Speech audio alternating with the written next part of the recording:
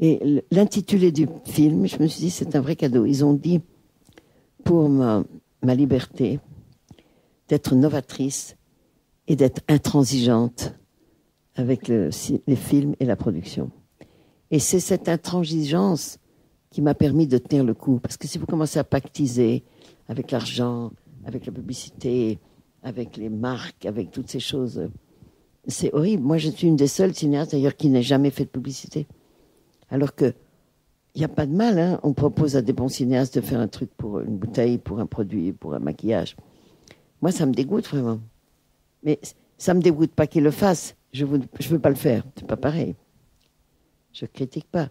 Mais c'est tellement monstrueux, par exemple.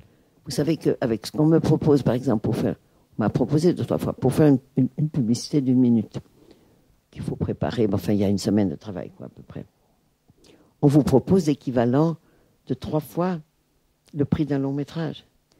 C'est dégoûtant, vous voyez bien. Il y a des budgets de films publicitaires, d'ailleurs, il y en a des très beaux, entre nous soit dit. Il y a des films publicitaires extraordinaires avec vous n'avez pas vu ces voitures qui se démontent, qui disparaissent, qui réapparaissent. Enfin, il y a des choses très très bien, mais il y a une fortune qui est investie dans les documentaires, dans les publicités. Et beaucoup de gens que je connais, des jeunes cinéastes ou des moins jeunes, qui font du cinéma d'auteur, qui ont du mal à trouver de l'argent. C'est pas qu'on est jaloux, mais on est impressionné.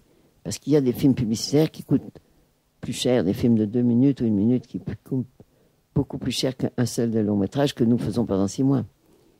Donc, on est dans un monde d'argent, de commerce, de publicité, et c'est pas dur parce que moi ça m'est naturel, mais il faut savoir si on pactise ou pas. Moi je pactise pas, voilà. Je fais de mon côté. Mais donc je gagne pas beaucoup d'argent. Et mes films, comme celui-là, par exemple Les plages d'Agnès, je fais tellement peur aux financiers, aux chaînes de télévision, qui me donnent, mais ils me donnent très peu.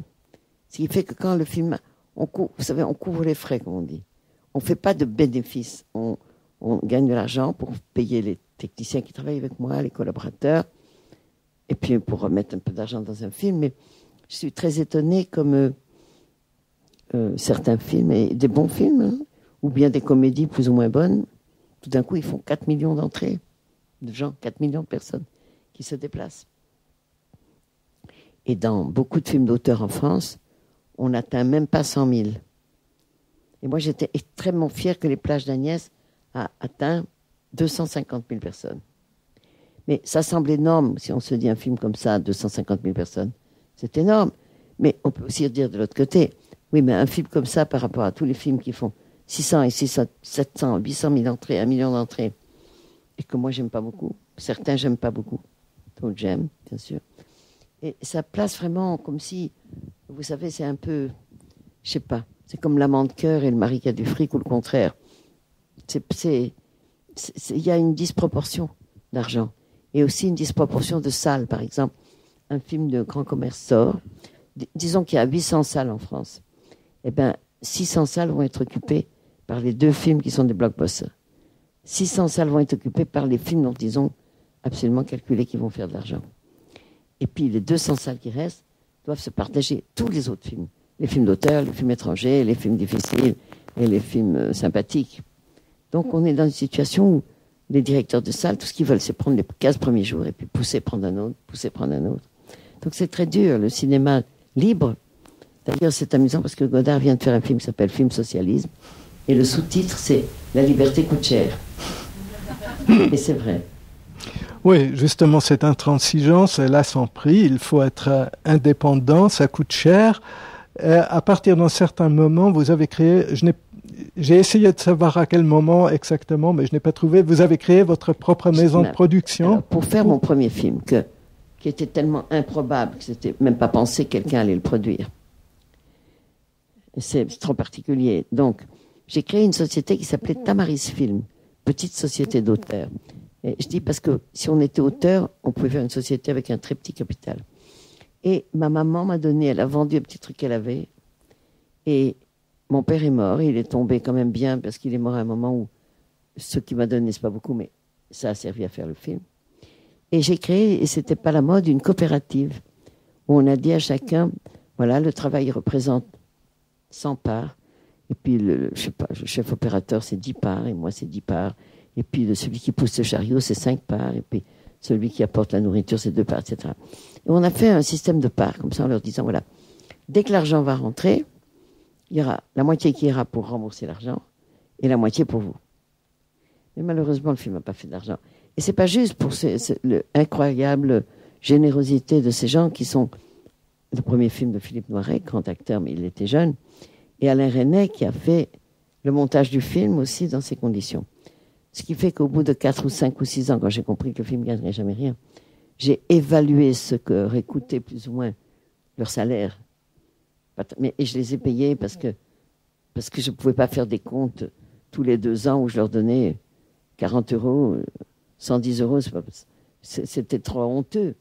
Mais ça m'est égal parce que j'étais content d'avoir fait un premier film qui établissait la règle du jeu.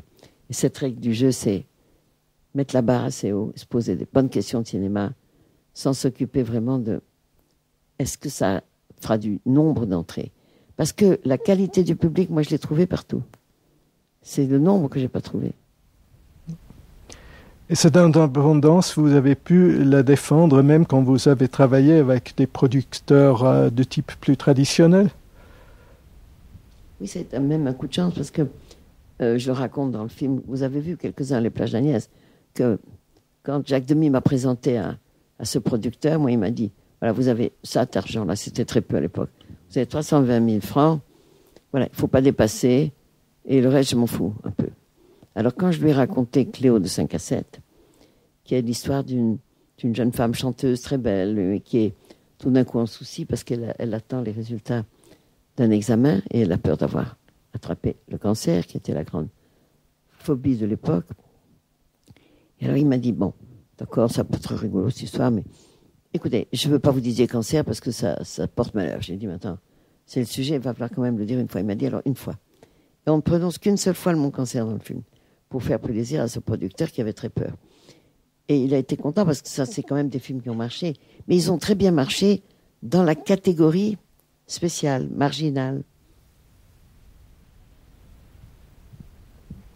Et vous n'avez jamais été tenté ou la chance ou la malchance ne s'est jamais présentée quand on vous avez proposé un film à grand budget, un film plus commercial? Bien, j'ai eu une mauvaise expérience à ce sujet, mais je ne sais pas est-ce que c'est programmé les 101 nuits? Non. Parce que en 97-18, quand tout le monde parlait du centenaire du cinéma, je vais dire, je vais faire une comédie sur le cinéma. Et je me suis dit, le cinéma, dans l'esprit du public populaire, c'est les acteurs. Donc je vais faire venir tous les acteurs qu'on peut faire voir, qui viennent passer une demi-journée, une journée. Est-ce que vous l'avez vu, vous, ce film?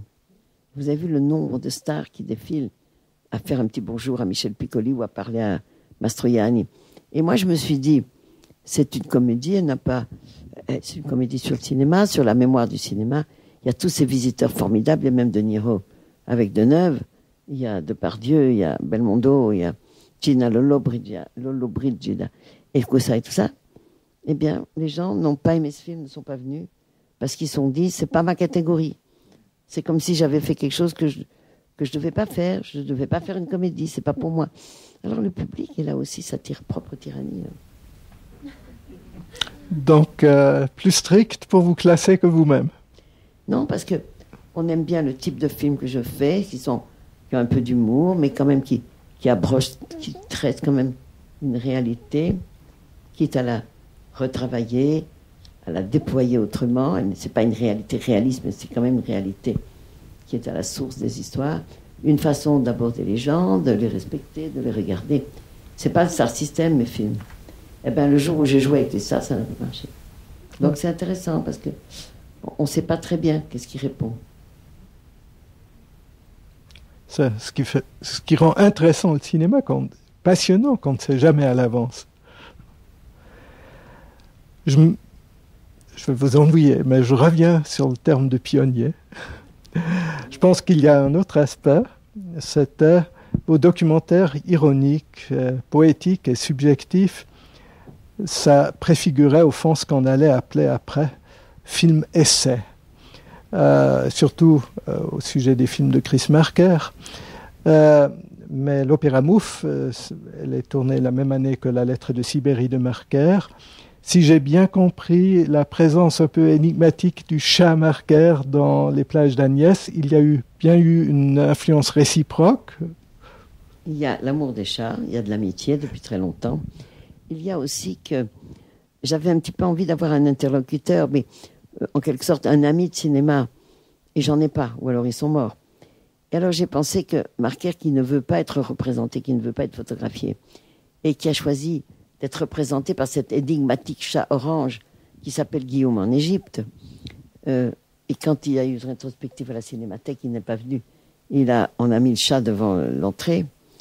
J'ai pensé que ce serait amusant que ce soit le chat avec une fausse voix de Marker qui me pose des questions. Vous savez, quand il dit « Comment es-tu passé de photographie à cinéma ?» Bon. Et évidemment, avec l'accord de Marker, c'était une façon de marquer mon amitié et de décaler le rôle vous faites très bien, du questionneur pour me donner l'occasion de parler. Au théâtre, on appelle ça des faire-valoir, vous voyez, c'est avec des gens qui vous relancent pour que vous disiez des trucs. Donc, c'est de la fantaisie. Quand on me pose des questions aussi précises que ça, je me dis oui, je pensais que ce serait drôle d'avoir le chat de Marker plutôt qu'une personne qui me dit alors, quand est-ce que vous avez commencé et tout ça.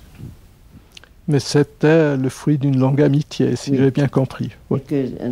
Un des vieux, de cette série de vieux dont vous avez parlé, je crois qu'il fait penser à quelque chose. D'un coup, j'ai une pensée qu'il faut imprimer la page 5. Voilà, oui, alors de temps en temps, je suis ailleurs. Et je vois tous ces textes. Et je me dis, il faut imprimer la page 5. Et puis je reviens vers vous. Ça veut dire qu'on est toujours à 3 endroits à la fois. Je crois que notre vie est un zapping perpétuel.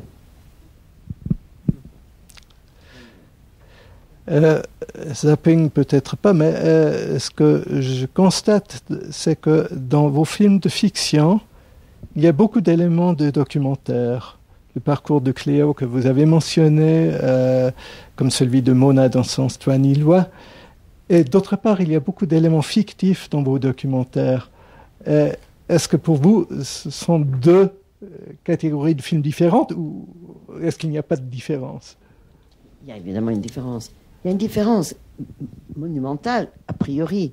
C'est que quand on fait une fiction, moi je les écris, donc j'invente les personnages, je les organise, je crée leur rapport. Même dans Sans toi ni loi, les entretiens, les gens qui viennent témoigner, tout ça est écrit, donc c'est une fiction. Le documentaire, c'est moi qui suis au service du sujet. C'est quand même tout à fait différente attitude. C'est-à-dire que je prends un sujet. Est-ce que quelqu'un a vu Les glaneurs et la glaneuse? Ah non, c'est pas venu ici. Il n'a pas encore passé. Non, parce que c'est un documentaire sur les gens qui ramassent ce que nous jetons, qui mangent ce que nous jetons dans les poubelles. Et là, je me suis approchée de ces gens et j'ai fait vraiment une enquête très, très profonde, très sérieuse. Mais le sujet est plus grand que moi, le sujet est beaucoup plus important dans notre société. La surconsommation, le surdéchet, le surgâchis. Donc, fondamentalement, c'est différent. Mais dans ma façon de traiter et les documentaires et les fictions, la frontière devient beaucoup plus effacée qu'il ne faudrait. Parce que c'est vrai qu'il arrive que dans mon documentaire, des gens me disent « Oh, ce personnage est formidable ». J'ai dit « Mais ce n'est pas un personnage, c'est une personne ».